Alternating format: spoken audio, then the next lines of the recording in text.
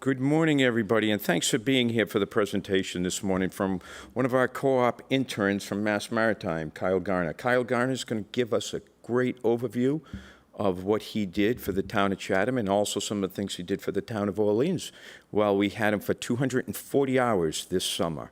Part of the program at Mass Maritime is we work with a wonderful partnership with Mass Maritime, the town of Chatham, and their program at Mass Maritime is we're able to give these young adults an opportunity to basically get experience before they work out into the workforce.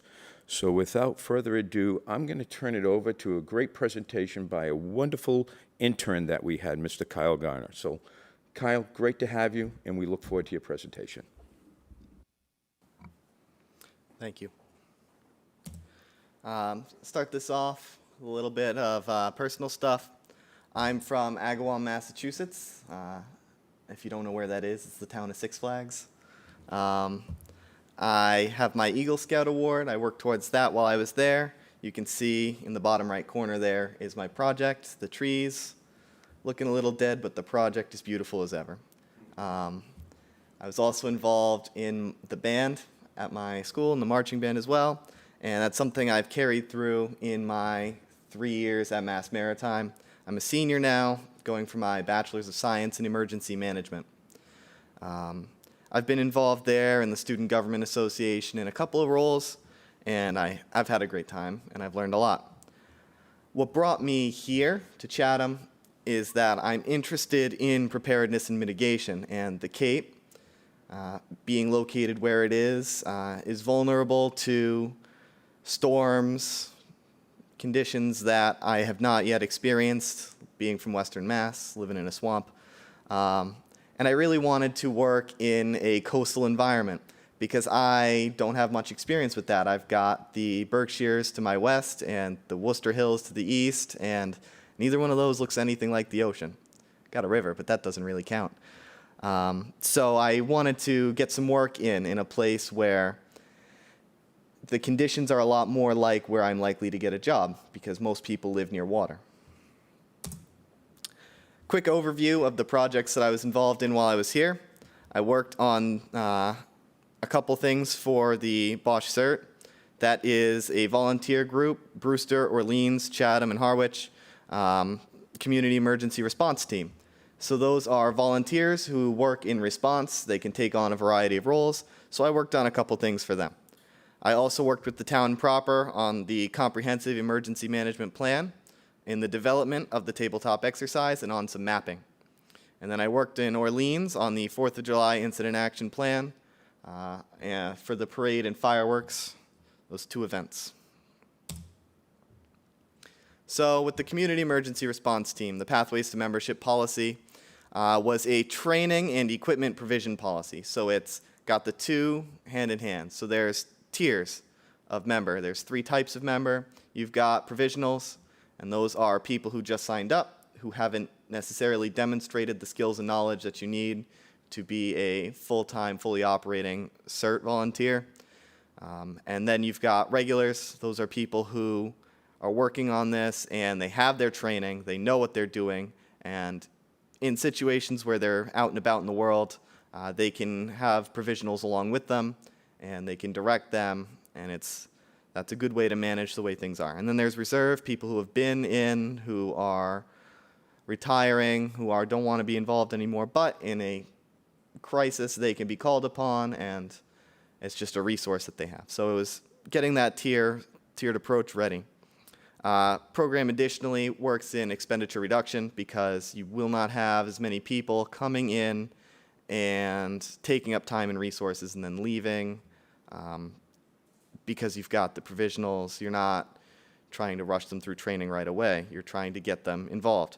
It's got a progression system. As you spend more time, do more training, have more activity under your belt, you'll get more equipment and more trust, so that progression system helps to build buy-in in the program. It helps people feel like they've accomplished something. They've gotten somewhere, now they've got a new membership status, now they've got this new training, this new equipment. It helps people feel like they're really involved and that they've really gotten somewhere. And this really for preparedness comes out to me because this is a program about getting everything ready, being as ready as possible, having the classifications set so that you know who can do what and when the need arises. And preparedness is a big thing for me. That's where I want to work. I also worked with the team on the relief trailer for responders fatigue management. What I did was mostly the budgeting and the weight management, keeping the costs managed and reasonable, finding out how much it should cost, give or take, the highest possible figure, the lowest possible figure, just looking at that information and making an estimate. And also weight management, because this is a volunteer team. So these people do not have an 18-wheeler at their disposal. The trailer has to be sized and weighted reasonably that a volunteer could get in their truck and drive it where it needs to go and run it without causing a crisis. Anticipated capabilities, heating and air conditioning, temperature control for responders, some limited food and water provision. It'll have the facilities to carry and distribute food and water. Not necessarily a full kitchen, but mac and cheese is not out of the question. It's got furniture for 12 people built in right now, although that could change. Electricity from an 8,000-watt generator, and radio communications so that responders can be involved in this project and understand what's going on. They can listen to what's going on around them while they're here. This is big for mitigation. It's, as I mentioned before, fatigue mitigation, keeping the people involved in response active and feeling well rested, and it'll help with morale and keeping everything going for an extended period. I also worked on the CEMP. What I did was updating it to reflect some changes in the community. Some land ownership changes, hazardous materials, a new business is accepting paint, things like that. I also updated the section on personal care sites with information from before the exercise and some information with the tabletop exercise. So more on that later. I also worked with Orleans. I took a look at their plan and I incorporated aspects of that plan into Chatham and vice versa so that they're mutually intelligible. You can come from Orleans, look at our plan, and know what's going on. And that's something that's great to have with other communities all around you because now you can effectively call for mutual aid. This really falls under preparedness and planning. This is getting everything squared away, getting all the ducks in a row before something happens. And that's the kind of stuff I like doing. And I think that it has a great impact. We did the tabletop exercise. I think most of you were there yesterday for that, right? So that was a big exercise. For those who weren't there, tabletop exercise about personal care sites. These are the first type of shelter. They're not the full-fledged overnight shelter. These are more the 9-to-5 kind where somebody comes in for the day to warm up, to get out of the cold, get out of the heat, and then they go home or they go to a bigger shelter. So there was a lot of coordination with town departments, police, fire, but also the town manager's office, the Department of Public Works, other departments. That also extends to state departments like MEMA and some federal groups like Fish and Wildlife Services. Additionally, there was some partnering with private enterprise like Eversource Energy, the Red Cross, those types of groups. So it was getting everyone together in one room to talk about going fully through what would happen with the personal care sites and then the transition to full-fledged shelters, regional shelters, and then the transition back. How are people getting there? Who's responsible? Those types of important questions. The goal was to reach a consensus regarding the location of the shelter, where it would be, what exactly the capabilities we want it to have are. Do we want it to provide food? All those types of questions. These are the things we answered. Action thresholds. At what point does this shelter open or close? Does it open 1 hour before the storm, 2 hours? Do we wait for something to happen? We know. We've been working on that. These are the questions we're getting an answer to. It also covers the safety and security policies that would govern the inside, making everybody aware of what that situation would include. After action report is in the works now. compiling some of the outcomes and the answers to questions, while also locating shortcomings in existing policies and the unanswered questions that we need to work on. Things like staffing or those kinds of issues. This is big for mitigation and preparedness.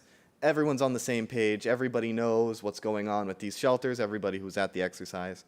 And we know now we'll be working on mitigating issues that arose during the exercise so we don't have those same issues when the time comes.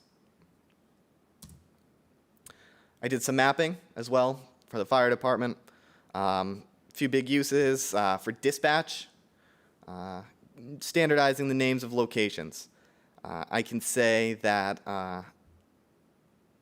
if I had looked at a map of the town when I first got here and somebody asked me where the South Cut was, I would have probably pointed at the Morris Island Cut because it's to the south, but that is not the case. So that's really what got me with this project, was that I, not really knowing the geography when I first got here, was able to find the points that I thought were most important for people to know and to specify where they are and what they are.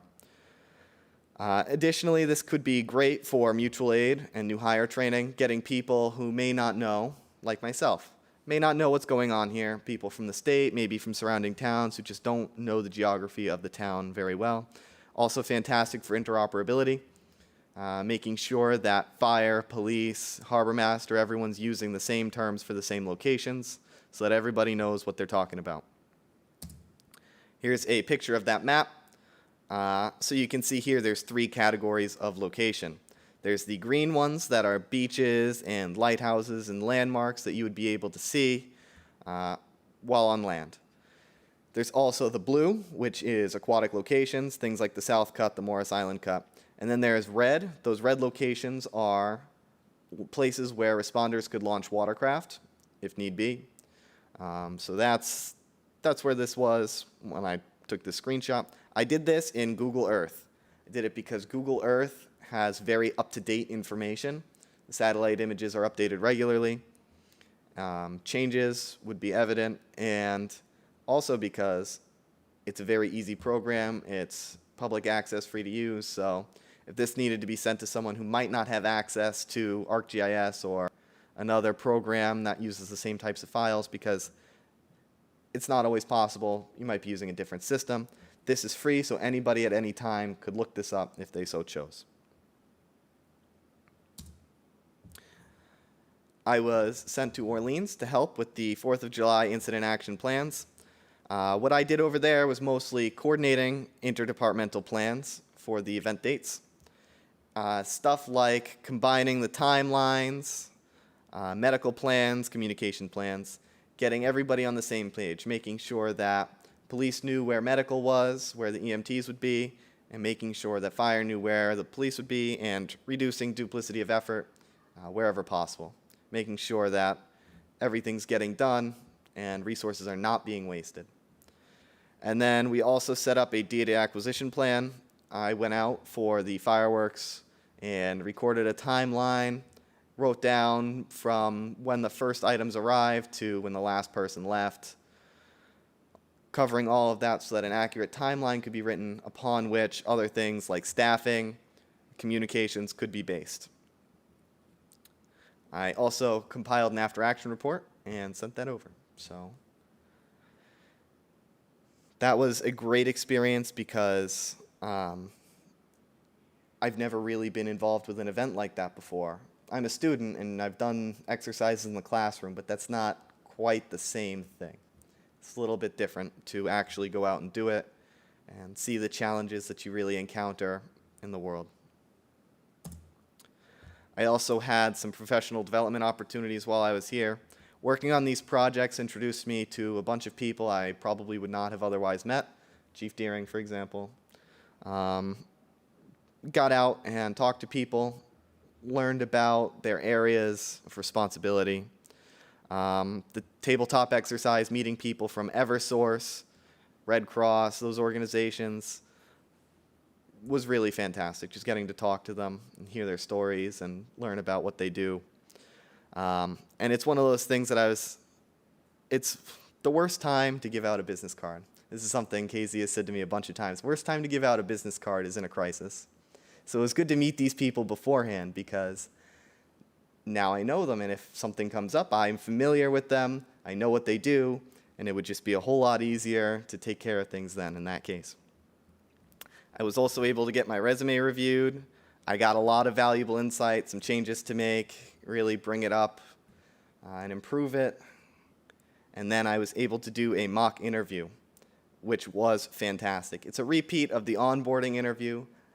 I learned a lot from that about myself, about the interview process, about things that I need to do to make myself the most appealing candidate that I can. And that was fantastic, through and through. I want to thank everybody who was there, everybody that I've met while I've been here. I want to specifically thank Casey. You've given me a lot of help. Thank you. I've learned a lot. All right. Does anybody have any questions?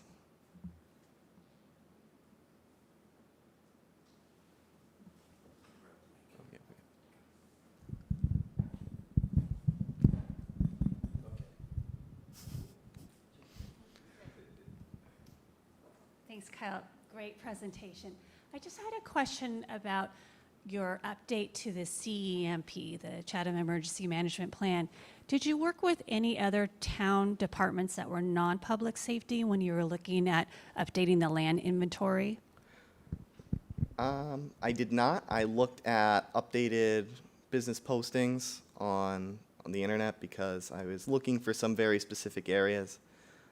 It's not strictly all land ownership that really needs to be in the plan. It's more things like where hazardous waste is located, who owns a gas station, things like that, so that if something happens, we're able to respond to those areas. So I was able to pinpoint those types of organizations. And I think that information is really useful. It complements the database that we have, which is basically land ownership. So I was just curious. So nice job. Thank you. Anyone else? Kyle, great presentation. Question, what struck out to you that different from the classroom experiences you had to this point to experiences that or things that you encountered in the real life experience of doing these presentations? Anything in particular jump out in that regard to you? What really jumped out for me was that in the classroom, we simply assume that things get done as they should be. And there's not that much emphasis on the communications part. It's just, all right, this thing has happened. And now we all know and everyone's on the same page. And going out, it was interesting to see that that's not always the case. It's often the case, but maybe something gets misinterpreted and it's changing a word in a notification. Or it's just that the world is not perfect. And in the classroom, they try to keep that from you, but that's not the reality of the situation. Right. Good. Kyle, what was the most challenging part of your internship and the most rewarding part of your internship in learning a skill or a goal? I would say that the most challenging part was the tabletop exercise and getting all of that squared away. Just working on that was something I haven't really done before. And I've done a little bit of it in school, but not yet. I just haven't gotten to the coursework for it. That's this semester. So working with that was a little bit more difficult because I didn't really have the framework. But I would say that doing that development, I did learn a lot about how that should be going. And I think that I'm well prepared to take the course this semester.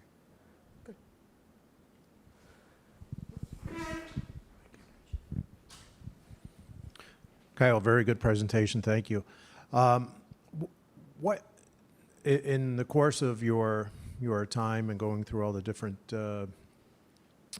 aspects of looking at emergency management, is there anything in terms of looking at the town of Chatham that you thought could be improved upon by maybe departments or anything, anything we can do that you kind of noticed or stuck out that would be helpful going into the future? The biggest thing that I noticed was that there are sometimes questions that people either don't want to answer or can't answer until something happens. And that's not really something that the departments can fix in a day. It's a process of asking those questions, doing the research. It takes time, but keeping focused on remaining operative during events is huge. And the more we learn, the more we find out, the more questions we ask, the more prepared I think these departments will be. Thank you.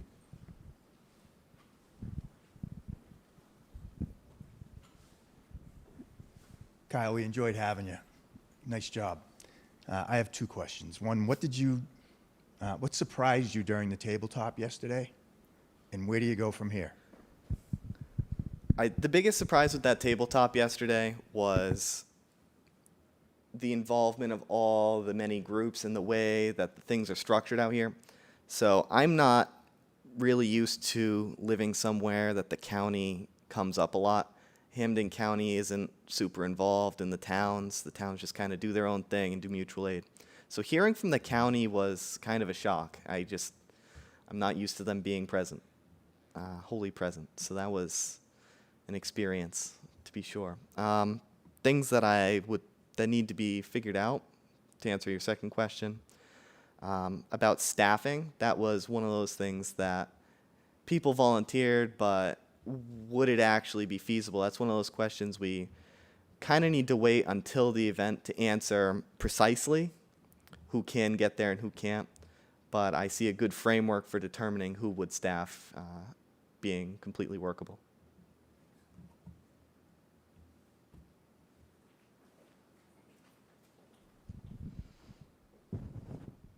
So Kyle, I guess the next question is, what happens to you from here?